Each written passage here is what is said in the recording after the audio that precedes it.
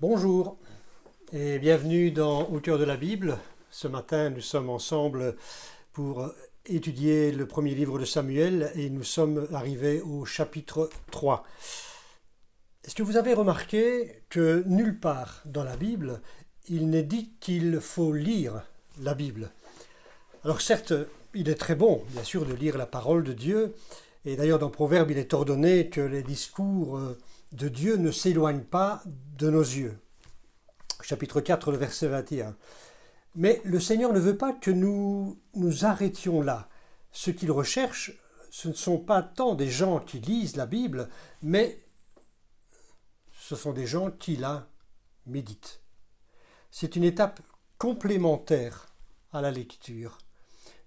C'est d'ailleurs ce que nous trouvons de manière répétée dans la parole de Dieu, entre autres dans le livre de Josué, chapitre 1er, que ce livre de la loi ne s'éloigne point de ta bouche, médite-le jour et nuit. Pour agir fidèlement selon tout ce qui est écrit, c'est alors que tu auras du succès dans tes entreprises, c'est alors que tu réussiras. Médite la parole. C'est beaucoup plus précis et plus complet qu'une simple lecture.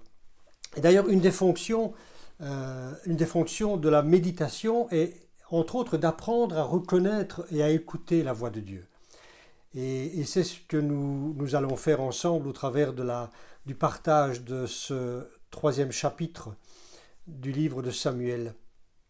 Soyons bien à l'écoute de ce texte parce qu'il a des choses à nous révéler et ensemble nous allons faire cet exercice de méditation afin de voir qu'est-ce que le texte a à nous enseigner individuellement, personnellement. Voilà, nous faisons ensemble la lecture. Le jeune Samuel était au service de l'Éternel devant Élie. La version est la seconde 21. Donc le jeune Samuel était au service de l'Éternel devant Élie. La parole de l'Éternel était rare à cette époque. Les visions n'étaient pas fréquentes. Un jour, Élie, dont la vue commençait à faiblir et qui ne pouvait plus bien voir, était couché à sa place habituelle. La lampe de Dieu n'était pas encore éteinte et Samuel était couché dans le temple de l'Éternel où se trouvait l'arche de Dieu. Alors l'Éternel appela Samuel. Il répondit « Me voici ». Il courut vers Élie et dit « Me voici car tu m'as appelé ». Élie répondit « Je n'ai pas appelé, retourne te coucher. » Et Samuel alla se coucher. L'Éternel appela de nouveau Samuel. Samuel se leva et alla vers Élie et dit « Me voici car tu m'as appelé. » Élie répondit « Je n'ai pas appelé mon fils, retourne te coucher. » Samuel ne connaissait pas encore l'Éternel. La parole de l'Éternel ne lui avait pas encore été révélée. L'Éternel appela de nouveau Samuel pour la troisième fois. Samuel se leva, alla vers Élie et dit « Me voici car tu m'as appelé. » Élie comprit alors que c'était l'Éternel qui appelait l'enfant. Et il dit à Samuel « Va te coucher, et si l'on t'appelle, dis « Parle, Éternel, car ton serviteur écoute. » Et Samuel alla se coucher à sa place. L'Éternel vint se tenir près de lui et appela comme les autres fois « Samuel, Samuel. » Samuel répondit « Parle, car ton serviteur écoute. » Alors l'Éternel dit à Samuel « Je vais faire en Israël une chose telle que toute personne qui l'apprendra en restera abasourdie. Ce jour-là, j'accomplirai vis-à-vis d'Élie tout ce que j'ai prononcé contre sa famille. Je le commencerai et je le finirai. Je le lui ai déclaré, je veux punir sa famille pour toujours. En effet, il avait connaissance du crime par lequel ses fils se sont maudits, et il ne leur a pas fait de reproche. C'est pourquoi je jure à la famille d'Élie que jamais son crime ne sera expié, ni par les sacrifices, ni par les offrandes. » Samuel resta couché jusqu'au matin, puis il ouvrit les portes de la maison de l'Éternel. Il avait peur de raconter la vision à Élie. Mais Élie l'appela et dit « Samuel, mon fils. » Il répondit « Me voici. » Élie dit « Quelle est la parole que l'Éternel t'a adressée? Ne m'en cache rien. Que Dieu te traite avec la plus grande sévérité si tu me caches quoi que ce soit de tout ce qu'il t'a dit. » Samuel lui raconta tout, sans rien lui cacher, et Élie dit « C'est l'Éternel qu'il fasse ce qui lui semblera bon. » Verset 19, Samuel grandissait, L'Éternel était avec lui et ne laissa aucune de ses paroles rester sans effet. Tout Israël, depuis Dan jusqu'à Beersheba, reconnut que Samuel était établi prophète de l'Éternel. L'Éternel continuait à apparaître à Silo. En effet, l'Éternel se révélait à Samuel à Silo en lui adressant la parole. Nous continuons donc avec ce texte à suivre le parallèle entre Élie et Samuel. Le premier, Élie, poursuit son chemin de déclin et Samuel continue, lui, son chemin de croissance, jusqu'à ce que tout Israël le reconnaisse comme prophète de l'Éternel. Alors, dans un autre ordre de comparaison, il y a des similitudes nettes entre la naissance, la croissance de Samuel et aussi celle de Jésus. Non seulement ce parallèle que nous avons déjà fait en parlant des deux mamans, Anne et Marie, les cantiques qui ont été écrits par l'une et l'autre, mais il nous est dit dans le verset 26 ici que le jeune Samuel continuait à grandir et il était agréable aussi bien à l'Éternel qu'aux hommes. Et nous trouvons dans Luc, au chapitre 2, le verset 52, un verset un peu semblable. Jésus grandissait en sagesse, en taille et en grâce, devant Dieu et devant les hommes. Voilà, je pense une comparaison qui méritait d'être signalée entre ces deux grands hommes qui vont changer leur environnement, leur société. Alors ce texte traite, je dirais, en gros, du développement spirituel de Samuel et de sa croissance. Au verset 1er, nous lisons que le jeune Samuel était au service de l'Éternel devant Élie. Cela signifie qu'il était sous l'autorité d'Élie. Il était encore tout jeune. Et Élie était en quelque sorte son maître. Mais au chapitre 4, le verset 1er, nous lisons que la parole de Samuel s'adressait à tout Israël. Autrement dit, c'est la voix de Dieu à tout Israël qui se faisait entendre au travers de Samuel. Au départ, il était sous l'autorité d'Élie. Il répétait en quelque sorte ce qu'Élie lui enseignait, mais ici au chapitre 4, nous voyons que c'est Samuel lui-même qui devient le porte-parole de Dieu. Et entre ces deux paroles, ces deux textes, de nombreuses années se sont écoulées, de très nombreuses années d'ailleurs. Alors la question essentielle est de savoir quels sont les éléments décrits dans ce texte qui vont permettre de faire de ce jeune Samuel le prophète modèle qu'il deviendra par la suite. Alors les éléments que nous allons mettre en évidence, que ce texte d'ailleurs nous révèle, ne sont pas uniquement réservés à un homme spécial de la trempe de Samuel, mais je dirais que c'est l'apanage de tout croyant, de toute personne qui possède Christ dans sa vie et est rempli du Saint-Esprit. Eh bien, ces éléments sont là pour être vécus, être mis en pratique. Alors, au cours de ma méditation, j'ai tiré quelques enseignements, quelques conclusions, mais celles-ci sont loin d'être exhaustives. Ce sont des leçons personnelles, particulières que j'ai pu retirer de ce texte. Et je pense que vous pouvez aussi faire l'exercice de votre côté et retirer quelques enseignements complémentaires aussi. Le premier enseignement que je retire, c'est que la voix de Dieu se fait rare et est inaudible pour celui qui vit dans le péché. Le premier verset dit « La parole de l'Éternel était rare à cette époque, les visions n'étaient pas fréquentes. » La parole et la vision étaient les deux moyens, je dirais, principaux par lesquels Dieu communiquait avec ses serviteurs, les prophètes. Et cet état de fait était une description triste de l'état dans lequel se trouvait le pays, se trouvait Israël. En grande partie à cause d'ailleurs des fautes de la famille d'Élie, un jugement de Dieu s'était posé sur ce pays.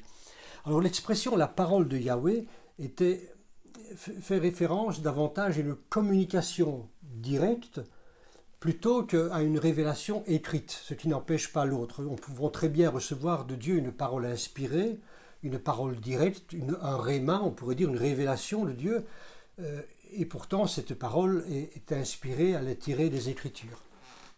Mais ce texte, la parole de Yahweh, fait davantage référence à une parole révélée, à une parole, je dirais, entendue. Proverbe 29, 18 dit ceci, c'est quand il n'y a plus de révélation divine, quand il n'y a plus de parole inspirée, révélée, alors le peuple se laisse aller.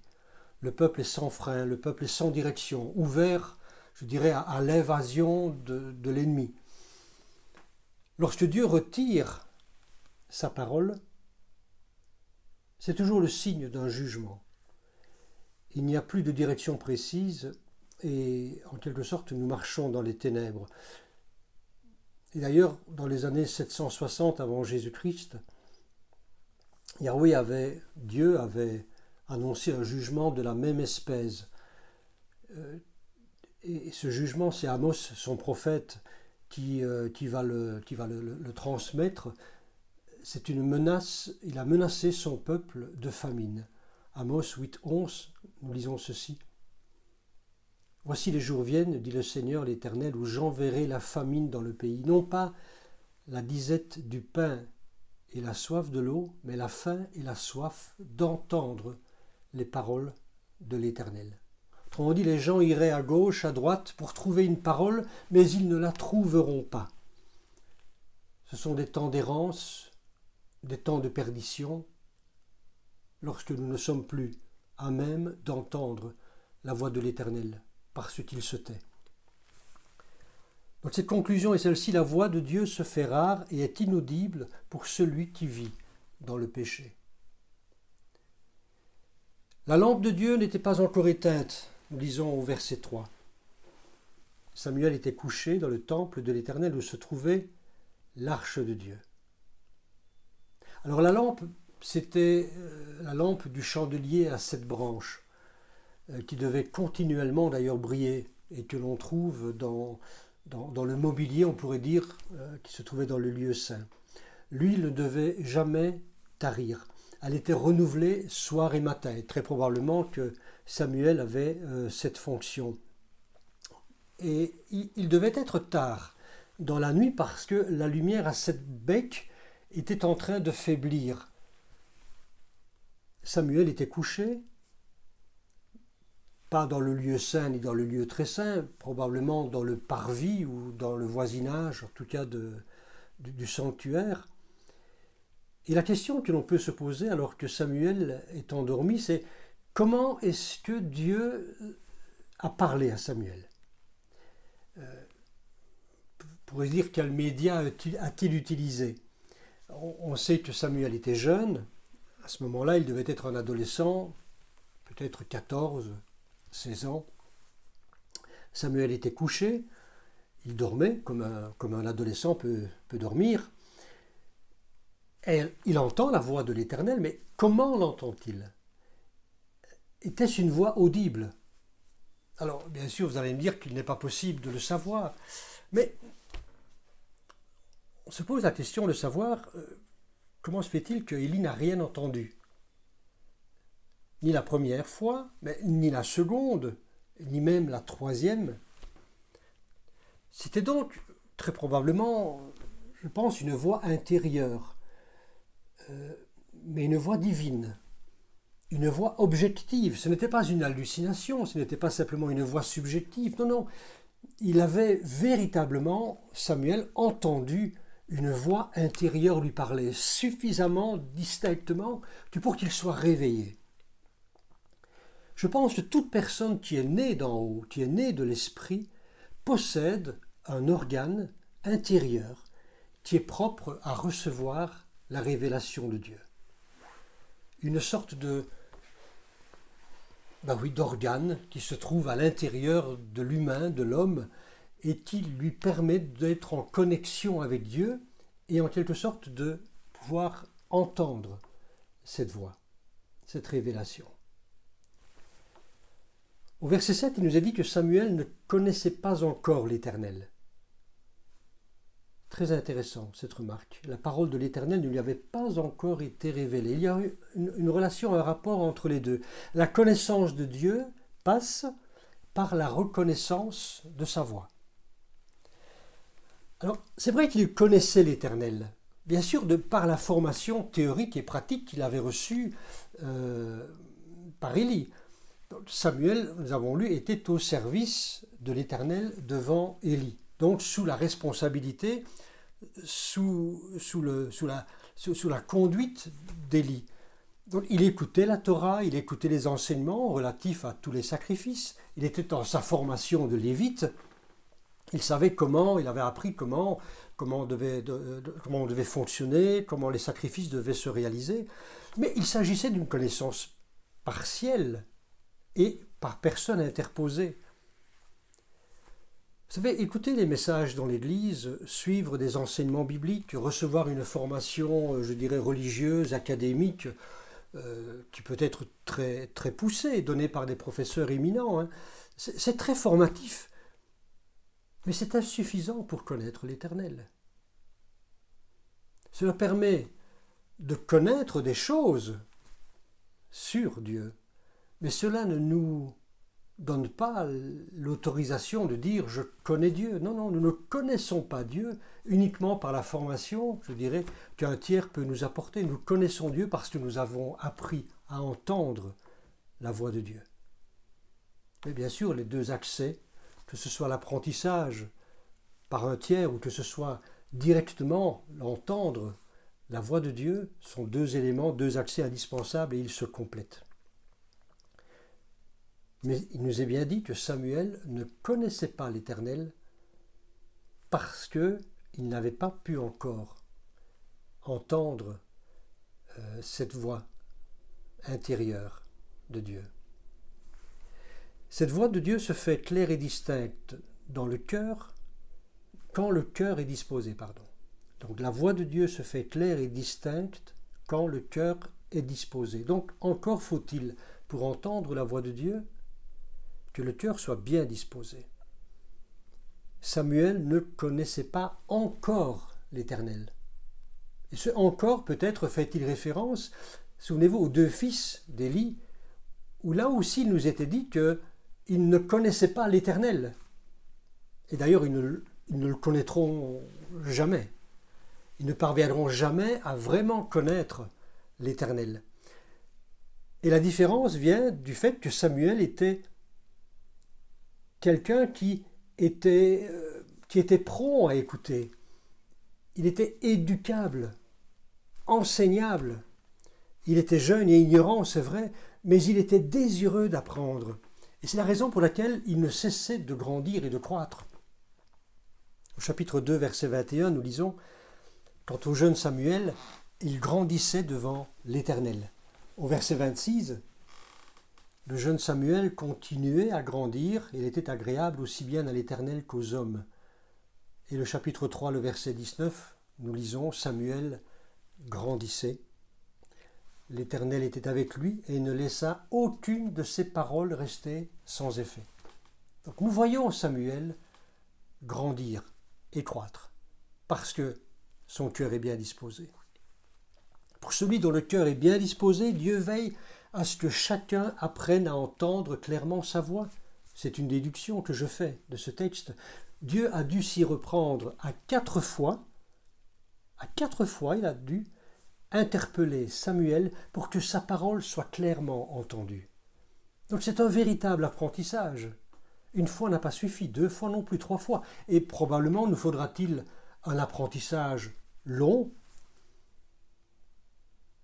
avant de pouvoir discerner la manière dont Dieu nous parle. Mais c'est le moyen qu'il nous donne pour apprendre à le connaître. Et plus l'organe intérieur se fait sensible, plus la présence de Dieu se fait aussi plus sensible. Le verset 10, « L'Éternel vint se tenir près de lui et appela comme les autres fois Samuel, Samuel. » L'Éternel vint se tenir près de lui. Au fur et à mesure que cet organe d'écoute de Dieu se fait sensible, eh bien Dieu aussi s'approche et sa présence devient de plus en plus vibrante. Nous pouvons presque sentir sa présence. Une autre conclusion encore de cette lecture, apprendre à entendre est une première étape qui est suivie d'une seconde, qui est l'écoute et l'obéissance à la voix. Donc il ne suffit pas simplement d'entendre la voix de Dieu, encore faut-il que nous puissions écouter, obéir, mettre en pratique la parole qui nous est donnée. Dieu était en train de préparer Samuel à obéir à l'écoute de sa voix, même si le message est exigeant. Le message à transmettre est difficile, mais Samuel est formé pour être et devenir un prophète. C'est son mandat, sa fonction, c'est son ministère, c'est son appel et sa formation est conforme à ses responsabilités de prophète. Les paroles qu'il doit communiquer d'ailleurs, rappelez-vous, à son formateur spirituel, Élie, c'est son mentor, c'est son père spirituel, c'est lui qui l'a éduqué pendant toutes ces années. Je dirais même ces dizaines d'années, il a été à ses côtés. Et pourtant, c'est à lui que revient la responsabilité, la lourde charge d'annoncer son déclin, d'annoncer sa fin, d'annoncer le terme de son ministère. Donc ces paroles sont terribles. Et bon, peut-être déplacées même, parce que c'est un disciple. Samuel est un adolescent et c'est lui qui doit reprendre le maître. C'est lui qui doit annoncer un jugement fatal et sans même réparation possible. Donc on peut dire que la parole que Samuel avait entendue était plus qu'une impression subjective. Non, c'était quelque chose de clair, de précis, de vibrant en lui. Alors bien sûr, pour chacun, l'appel est différent et la préparation l'est tout aussi. Cependant, l'écoute de la voix de Dieu et l'obéissance à cette voix est exigée de tout un chacun. C'est valable pour chaque croyant. Alors nous avons aussi la réaction d'Élie à cette annonce terrible de Samuel. Mais la réaction d'Élie nous montre quand même qu'il est un homme qui a une certaine piété, et une vraie piété. Il sait reconnaître que Dieu a vraiment parlé par l'intermédiaire de Samuel. Il est humble assez que pour reconnaître que la voix de son serviteur, de son disciple en quelque sorte, émane véritablement du cœur de Dieu. Cependant, il n'y aura pas chez lui de véritable repentance. Et il n'interviendra pas pour que ses fils changent de conduite. La preuve, c'est qu'au chapitre suivant, ils sont encore et toujours sacrificateurs. Donc il ne suffit pas simplement d'entendre ce que Samuel a à dire, encore faut-il écouter, obéir. Samuel grandissait au verset 19. L'Éternel était avec lui, et il ne laissa aucune de ses paroles rester sans effet. Celui qui sait garder les paroles entendues de Dieu sera gardé par l'Éternel. C'est d'ailleurs ce qu'Apocalypse 1.3 dit « Heureux celui qui lit et ceux qui entendent les paroles de la prophétie et qui gardent les choses qui y sont écrites. » Heureux celui qui lit, ceux qui entendent, mais heureux ceux qui gardent les paroles qui sont écrites. Verset 20, tout Israël, depuis Dan jusqu'à Beersheba, reconnut que Samuel était établi prophète de l'Éternel. Nous voyons vraiment le développement, la croissance spirituelle, la maturité qui grandit dans la vie de ce jeune homme. Et depuis Dan jusqu'à Beersheba, c'est une formule consacrée qui veut dire depuis le nord Dan, la tribu de Dan était installée au nord, jusqu'à Beersheba, la ville la plus au sud. Bien, tout Israël reconnaissait que Samuel était devenu le prophète, le porte-parole de Dieu.